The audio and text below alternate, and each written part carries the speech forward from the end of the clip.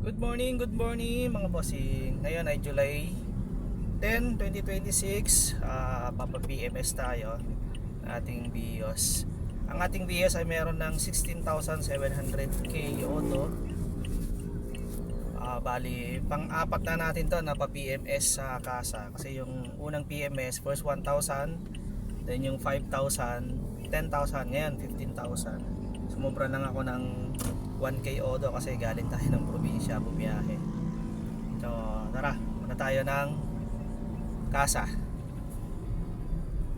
Sa Toyota kasi sa Vios, meron silang libreng hanggang 20K auto na PMS, change oil, di ba?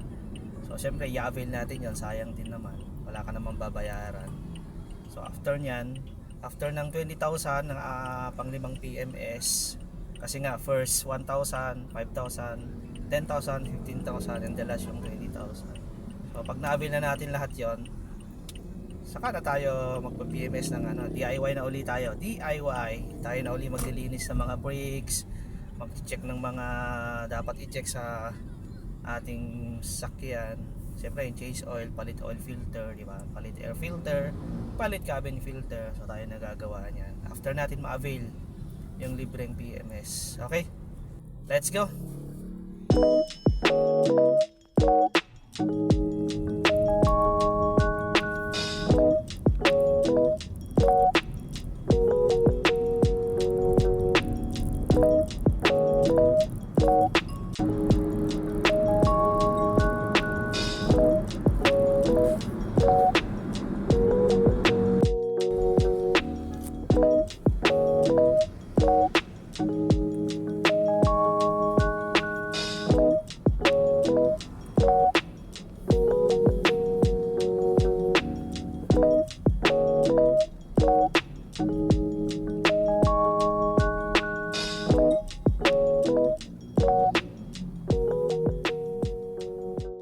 So andito na tayo sa Toyota Service Center. So mamaya pa, ano pa lang oras ngayon is 6:43.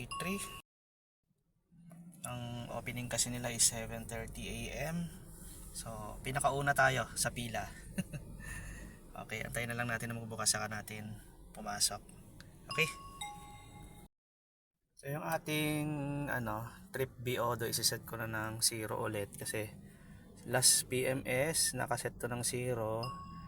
So ang tinakbo ng ating Vios last yan 5.7, halos sumobra tayo ng 1K. Nasa probinsya kasi tayo niyan kaya hindi tayo agad nakapag-schedule ng PMS. Set natin na 0. Ayan, okay. So yung tinakbo ng ating ng sakyan is 16,748 kilometers. Okay, tayo lang natin magbukas yung kasa.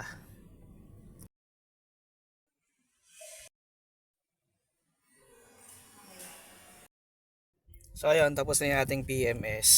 Ayan, kasama sa car wash kaya malinis yung sasakyan paglabas ng kasa. Kahit marumi na pumasok dahil nag-uulan. Ngayon, so ang ginawa nila, siyempre change oil, kasama oil filter, palit. Then linis ng mga brakes, adjust ng mga brake, handbrakes, ganyan. Mag-top up ng mga fluids kung nabawas, yung brake fluid, yung kanyang radiator fluid, di ba? Coolant, tapos yung washer, nilagyan na rin nila. Siyempre linis ng mga brakes. Yun yung ginagawa pag nagpe-PMS.